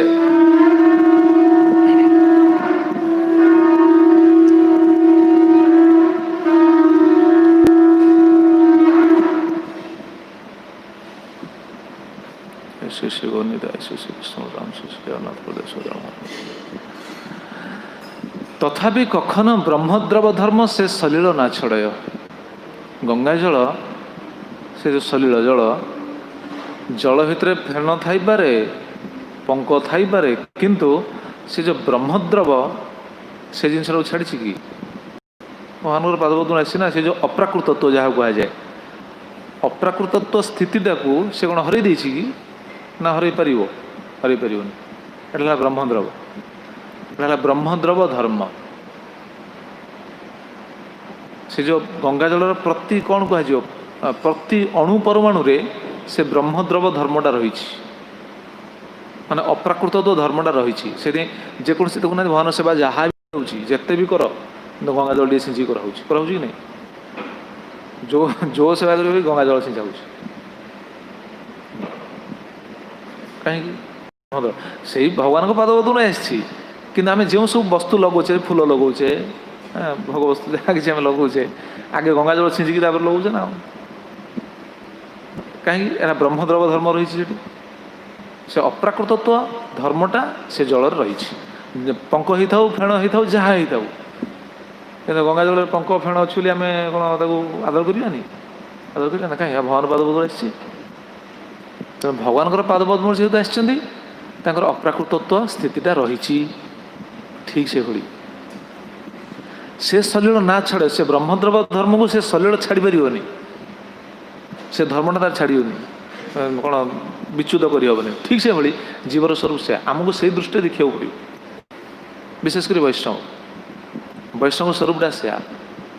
ବୈଷ୍ଣବ ସ୍ତର କିଭଳି କହୁଛନ୍ତି ଭକ୍ତି ଠାକୁର, ବୈଷ୍ଣବ ଶରୀର ଅପ୍ରାକୃତ ସଦା, ବୈଷ୍ଣବ ଶରୀର ଅପ୍ରାକୃତ ସଦା, ବୈଷ୍ଣବ ଶରୀର ଅପ୍ରାକୃତ ସଦା, ବୈଷ୍ଣବ ଶରୀର ଅପ୍ରାକୃତ ସଦା, ସ୍ୱଭାବ ବପୁର ଧର୍ମେ, ସ୍ୱଭାବ ବପୁର ଧର୍ମେ, কভু নহে জড় তথাপি যে নিন্দে, কভু নহে জড় তথাপি যে নিন্দে, পড়ে সে বিষমা ধর্মে, পড়ে সে বিষমা ধর্মে। বৈষ্ণবস্বর ঠিক ସେ କେତେ ସୁନ୍ଦର ସିଦ୍ଧାନ୍ତ ଦେଖନ୍ତୁ। ବୈଷ୍ଣବ ଶରୀର ଅପ୍ରାକୃତ ସଦା, ସେଭଳି ବୈଷ୍ଣବସ୍ୱର ହେଲା ଅପ୍ରାକୃତ। ଯିଏ ଦୀକ୍ଷା ନେଲେ ଗୁରୁପାଦ ସେ ସ୍ୱରଟା ଅପ୍ରାକୃତ ହେଇଗଲା। ଯେମିତି ଗଙ୍ଗାର ପ୍ରତି ଜଳ ବିନ୍ଦୁରେ ଯେମିତି ଅପ୍ରାକୃତ କ'ଣ ଏ ଯେଉଁ ବ୍ରହ୍ମଦ୍ରବ ଧର୍ମଟା ଯେମିତି ରହିଛି, ଠିକ୍ ସେଭଳି ବୈଷ୍ଣବ ହେଲା ପରେ ସେ ଅପ୍ରାକୃତ ଆସିଗଲେ। କାହିଁକି ଅପ୍ରାକୃତ ସ୍ଥିତି ଆସିଗଲେ? ଅପ୍ରାକୃତ ସ୍ଥିତିକୁ ସେ କାହିଁକି ଆସିଲେ? କାହିଁକି ଆସିଲେ କହିଲ ତିଲୋରାମପୁର? ସେ ଗୋଟେ ଶ୍ଲୋକ ଅଛି, ଦୀକ୍ଷା ନେଲା ପରେ ଯେମିତି ଗୋଟେ ଶ୍ଲୋକ ଚୈତନ୍ୟ ଚେତନର ଅଛି, ଶ୍ଲୋକଟା ଅର୍ଥଟା ଅଛି, କାଂସ୍ୟ ଯେମିତି ସୁନାରେ ପରିଣତ ହୁଏ। ସେ ଶ୍ଲୋକଟା କ'ଣ? ଯଥା କାଂସ୍ୟତମ, ସେ ଶ୍ଲୋକଟା ଦେଖିଲେ ବାହାର କଲେ କ'ଣ ଅଛି? सुवर्ण परिणत हुए सेमती दीक्षा नेला जीव दिव्य हो जाए अप्राकृत हो जाए दीक्षा नेला पाइल कि चैतन्य चेतन अच्छी कोट हाँ यथा कांस्य एमती कौन गोटे श्लोक स्वर्णताम हाँ से संस्कार होला दीक्षा हाँ हाँ से श्लोकटा हाँ हाँ तथा दीक्षा विधान द्विजत्व जायते नृणाम आरंभटा कौन यथा कांस्य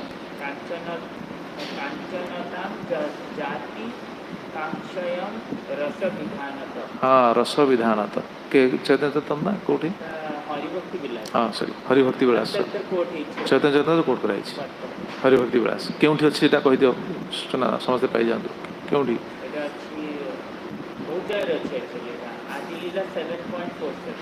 आदिलीला सप्तम परिच्छद चतुर्थ प्यार पर्पट रे एटा अच्छी बहुत जगह अच्छी किंतु आपण देखी ने जो मैंने शुणुं ऑनलाइन देखिए हाँ अच्छा नोट्स जाऊँगी मुझे तो देखी मुझे तो देखी पाऊँ हाँ सब जगह हाँ अच्छा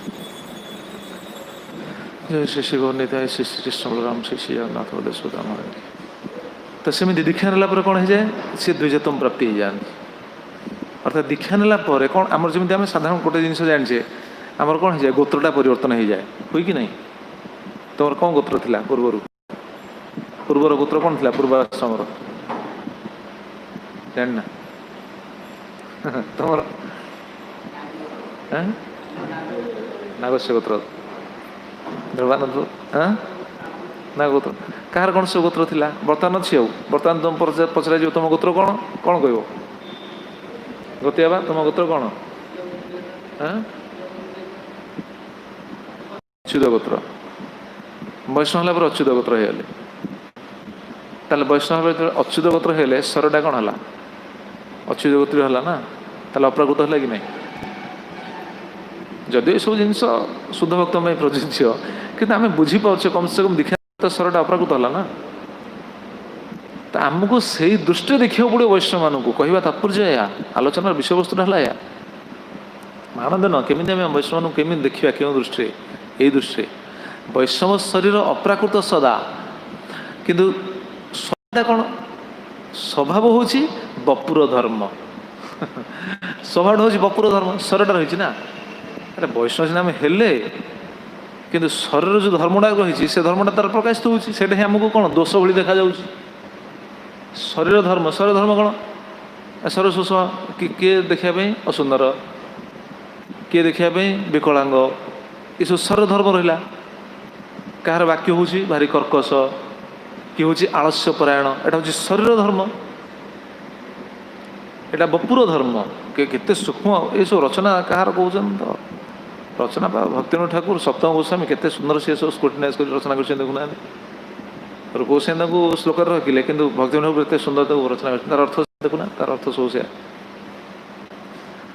तेणु स्वभाव बपुर धर्म एटा बपुर धर्म निच कूल जन जन्म होती आ तो सीधे चौकूल जन्म होती आम घृणा करिया ना वैष्णव को केवे भी नुह सी निच कूल जन्म होता वैष्णव है से निच कूल विचार करने उचित नुह वैष्णव है आम अन्न को ये सम्मान देवा उचित कि निजे आम जब निच कूल आसे आम सब भावना रखा उचित ना मु निच कूल आसी निच भावना आमको रखा पड़ो आम के उच्च बोली विचार करिया उचित नुह उच्च बोली विचार कले कौन हम आम तो वैष्णव ए बुद्धि हईले अमानी ना हे आम प्रतिष्ठा साहसी हृदय दूषी हईबे निरगामी आम जो वैष्णव विचार कर निजे जो विचार करते वैष्णव सरला प्रतिष्ठा आसीज निजे सब से विचार करवा आम नीच कि अन्य को वैष्णव दृष्टि देखा ये अन्य मानक यही दृष्टि देखापी एटा आलोचना करा निजे वैष्णव विचार करा उचित नुह निजे वैष्णव विचार कर प्रतिष्ठा से आसो स्वभाव बपुर धर्म किए कौ गठन कार गठन हाँ किए विकलांग कहार कौन से दृष्टि आम के घृणा करिया उचित नुह के निंदा करिया उचित नुह आदर करवा, समस्त आदर करेंगे, समस्त मान देवे, समस्त को सम्मान करिए कहला। किए जमी वार्धक्य अवस्था आसी पहुँची जाए, वार्धक्य अवस्था आसी पहुँचला पर शरीरटा वृद्ध अवस्था आसी उदाहरण नहीं क्या सहित तुलना करमी गंगा, गंगार प्रति कौन गंगा जल जो प्रवाहित होची प्रति जलबिंदु रे ब्रह्मद्रव धर्मटा रही। ठीक से भली वैष्णव शरीर वैष्णव पाखे से चिन्मयत्व भावटा रही। कौन से चिन्मयत्व भाव रही वैष्णव पाखे कहले देखी, वैष्णव मान पाखे चिन्मयत्व भावटा रही कौन से कौन वैष्णव मान पाखे चिन्मयत्व भाव रही कौन अगारी को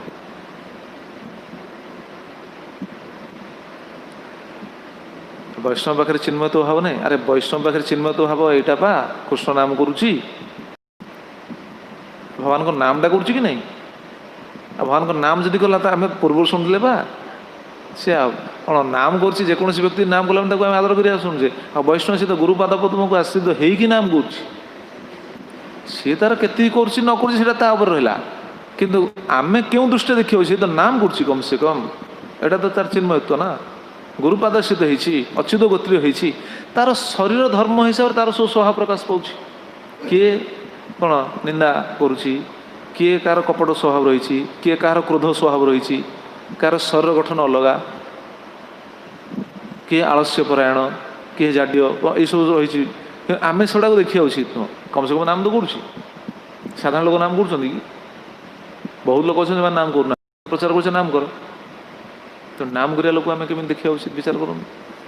आज गुरुपाद सिद्ध होती सी तो वैष्णव है, ऐसे कथा ही कहते स्वभाव बपुर धर्मे कभु नहे जड़ केवे जड़ नुह। यही दृष्टि आम देखा उचित, यहाँ कही शुद्ध भक्त किंतु वैष्णव मानक आम यही दृष्टि देखा उचित। कभु नहे जड़ वैष्णव स्तर के जड़ बोलिए विचार करिया उचित। तथापि जे निंदे, तथापि जे निंदा करुच्ची से कौन हम पड़े से विषमा धर्मे, तथापि जी निंदा करिवो से कौन हम विषमा धर्मे पड़ो, विषम धर्म विषमा धर्म माने विषमा धर्म कौन, विषमा धर्मटा तापर पदरे कहले विषमा धर्म माने से नरक को जीव, तार उन्नत गति नहीं, कल्याण नहीं तार। देखुना तापर कहते तोमार वैष्णव वैभव तोमार, तोमार वैष्णव वैभव तोमार, तोमार वैष्णव वैभव तोमार, तोमार वैष्णव वैभव तोमार। ओ रहीगला से अपराधे जमेर जातना, से अपराधे जमेर जातना, पाए जीव अविरत, पाए जीव अविरत। हे नंद नंदन से अपराधे, हे नंद नंदन, हे नंद नंदन से अपराधे, हे नंद नंदन से अपराधे, जेन नाही हई हत, जेन नाही हई आमी, जेन नाही हई हत आमी, जेन नाही हई कहले ना पड़े से विषमा धर्मे, विषम धर्म से पड़ो कौन तार अपराध लगे। वैष्णव दोष थाई पारे, जेकोसी वैष्णव वैष्णव मैंने सी कौन ब्रह्मचारी हो पारे, गृहस्थ हो पारे, बानप्रस्थ हो पारे, सन्यासी हो पारे, जी भी पारे।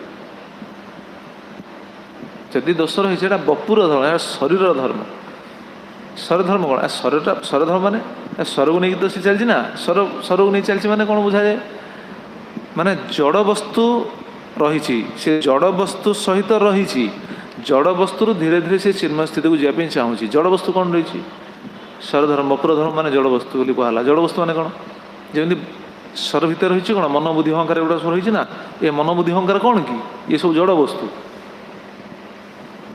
बपुर धर्म मन बुद्धि अहंकार है, ये मन बुद्धि अहंकार सहित सी विभिन्न स्तर प्राप्त ही से विचार कौन रही रही से आसी ना। तेणु बर्तमान से जो मनोबुद्धि अहंकार ईश्वर तो कौन तार सब क्रियाशील हो रही सी तो भजन ठीक ठीक ठीक ठीक करी जीव तार भी से स्वभावटा कौन हम धीरे धीरे परिवर्तन हम। तेणु आमको से दृष्टि देखा पड़े जहाँ तार दोष थाऊ कि से दोष किभली गंगा जल फेण एवं पंक परी से दृष्टि देखा पड़ो। फेण और पंक रहिले गंगा जल जमी पवित्र वैष्णव मान पाखे दोष रहिले जेहेतु से कृष्ण नाम करुँच गुरुपादाशित होती तेणु से दोष आम देखा उचित से होती चिन्मय से होती अप्राकृत स्थित रही आमको ये दृष्टि देखा पड़ो।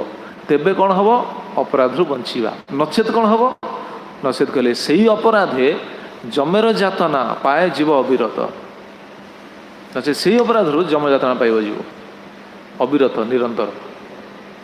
ताले विचार करूँ आम केउठी अच्छे वैष्णव सिद्धांत केउठी आम विचार केउठी आम कौन जानिछे कहूँ। छाया प्रभु पाव तब पद छाया तुम्हार वैष्णव वैभव तुम्हार आमारे करुण दया। वैष्णव मान सब आपण भगवान वैष्णव तुम्हार वैष्णव वैभव तुम्हार वैष्णव हेले भगवान वैभव भगवान अलंकार जगतर अलंकार वैष्णव हेले जगतर अलंकार तुम्हार वैभव वैष्णव वैभव तुम्हार आमारे करुण दया अर्थात वैष्णव माने मते कौन करंतु करुणा करंतु एट रहा। गत काले शुणुले ना वैष्णव मैंने आमको करुणा करंतु वैष्णव मानकर करुणा आवश्यक कौटी कौटी सब सिद्धांत अच्छी गत काले आलोचना करुले कौटी कौटी सिद्धांत अच्छी ये रहा। तुम्हार वैष्णव वैभव तुम्हार आमारे करुण दया तबे मोर गति हबे तब प्रति तेबे मोर गतिटा आपण प्रति हब। केते बढ़िया रचना कर देखो केते सुंदर तबे मोर गति हबे तब प्रति आउ शेष पाव तब पद छाया आपणकर पद छाया प्राप्त करी। ताले विचार करवा उचित व्यावहारिक जीवन में आम केते सचेतन हवा आवश्यक कि आम निजको श्रृंखलित करवा भगवान भजन करछे भगवान नाम करछे केमिति श्रृंखलित हवा केमिति भजन करवा ये निजे निजे ही बर्तमान विचार करवा उचित। सिद्धांत रहा या तेणु आमको क्यों स्थित रहा उचित केमिति भजन करवा उचित केमिति वैष्णव सहित संपर्क रखा उचित यहाँ हूँ निज उपर से महाप्रभु कहले अमानेन मान देन कीर्तनीय सदा हरि कीर्तनीय सदा हरि सब हरि कीर्तन करेंगे यही भाव वैष्णव प्रति यही भाव हरिभजन करवा उचित। ठीक अच्छे कथा विश्राम आसंता काली पुणी श्रवण करा आसंता काली कौन शुणा मुझे जानी आलोचना जहाँ कौन हो मुझे जानी देखिए काली पढ़ला पर जहाँ आसो। ठीक अच्छे जय श्री श्री चैतन्य शिक्षाष्टकम की सच्चिदानंद श्री श्री भक्ति विनोद ठाकुर की श्रील प्रभुपाद जी महाराज की पतित भवन शिल गुरुदेव की जय अनंत कोटि वैष्णव वृंद की संवेद गौर भक्त वृंद की निताई गौ प्रेमानंदे हरि हरि वो शिल प्रभुपाद शिल गुरुदेव की जय। हाँ पचार करेक्शन देवे किंतु हमको लगे से करेक्शनटा जो दौरान यहाँ शास्त्र यहाँ हमको वैलिड लगे नहीं आम प्रश्न हूँ सीनियर मैंने जो आमको करेक्शन करने चाहूँगी आम विचार कर शास्त्र संगत नुह आम यहाँ ग्रहण करूँ। अच्छा ताने आम जदि भावुचे यहाँ शास्त्र संगत नुह आम भावुचे शास्त्र संगत नुह कि सी भावुं यहाँ शास्त्र संगत से संशोधित हवा आवश्यक ताले क्या विचारटा ठीक से कॉन्ट्राडिक्शन रही ना। तेणु आगे तांको कथा को स्वीकार करना उचित आम जन कहते से आगे स्वीकार करना उचित आम से जुक्ति करवा उचित नुह। हाँ से मोमेंट आम स्वीकार करना उचित तापरे जदि से शास्त्र सम्मत अटे कि नुह से जी आमको संशोधन करने चाहिए कहते सी भी विचार करेंगे सी भी जानवे कहीं आमर आचरणटा देखिए ना सी आम जन गोटे कथा कहले आमर तुम गोटे दोष रही मुझे से कथाटा कही एटा संशोधन करवा उचित तुम्हें किंतु भावुच ना एटा ठीक नुह मुझे ठीक करुँच तो तुम्हें जदि ये कथाटा को पालन कर जदि संशोधित हो गल ताहले मु खुशी हेबी। अच्छा जदि संशोधित हो मुझे पूर्वर कौन तुम भूल अच्छी भाविक जदि कही ताहले तुमर से विचारटा जो ठीक अच्छी तुम्हें से रास्ता ही रहीच सेटा ही करुच ताहले कौन हम मुझे ठीक भजन करी सीनियर जदि ठीक भजन करुवे ताहले भगवान तांको सूचना देवे कौन ना कौन सूत्र ना से ठीक अच्छी तुम्हें कहवाटा भूल था कि से समय पर आम ग्रहण करना उचित स्वीकार कर हाँ ठीक अच्छे आप जहाँ कहें ठीक मुझे स्वीकार करी तापर भगवान सब किसी करी आमर से कौन से कौन कह गोटे असम्मान भावनार बंचीगले से जो कहते जहाँ कि आम से कौन स्वीकार न कला मैंने असम्मान रही से बंचीगले मानदंड आम रहीगला बंचीगले हाँ प्रभु हाँ हाँ हाँ हाँ से तेना से विचार आम अधिक जानी से समय पर स्वीकार करने से जिस स्वीकार करना अच्छे तापर व्यवस्था करते सब किसी आम दोष नथिले बेले बेले सेमती दोषी हाँपाई पड़े आम दोष नथिबो बेले सेमती आसी पहुँचो से भाई सिचुएसन आसी पहुँचो से कौन करेंगे से भी स्वीकार करा पड़ो से दोष न थी पारे स्वीकार से समय पर स्वीकार करा पड़ो बहुत उदाहरण सेमती अच्छी आमर रामभद्र प्रभुଙ୍କର लीला गोटे अच्छी से भाई जानते तो हाँ रामभद्र प्रभु हाँ से बहुत पुराना कथा सी तो व्यास पूजा कहते व्यास पूजा थोड़े कहते गोटे टेप रेकर्ड कौन टेप रेकर्ड ना कौन चोरी होता मिस होता ना कौन कौन गोटे चोरी टेप रेकर्ड हाँ हाँ तो सेटा को दोष दिगला तुम्हें नहीं सी कहले ना मुझे गुरुदेव कहले वैष्णव ने कहते स्वीकार करा पड़ो स्वीकार कले प्रभुଙ୍କର से प्रभु से स्थिति थिला किंतु परवर्ती अवस्था से आपे आपे रेक्टिफाई हो आपे आपे शोधन हो आम से समय पर स्वीकार करना उचित ठीक अच्छे हाँ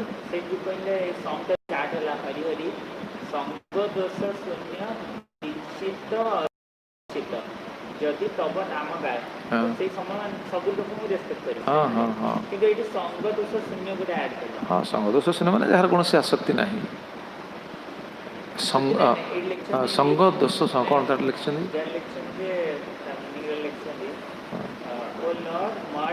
संग दोष शून्य O Lord, within my mind I will honor and consider as my own relative one who naturally avoids the offense of bad association and sings your holy name.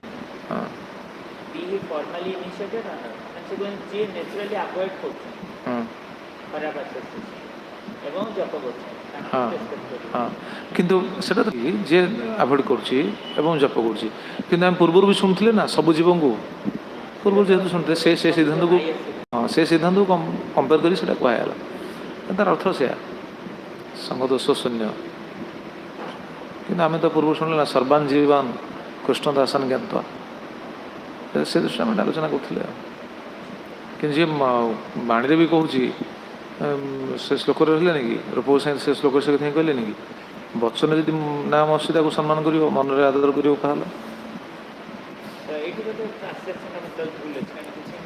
हाँ कौन है तो सब देखिए पड़ो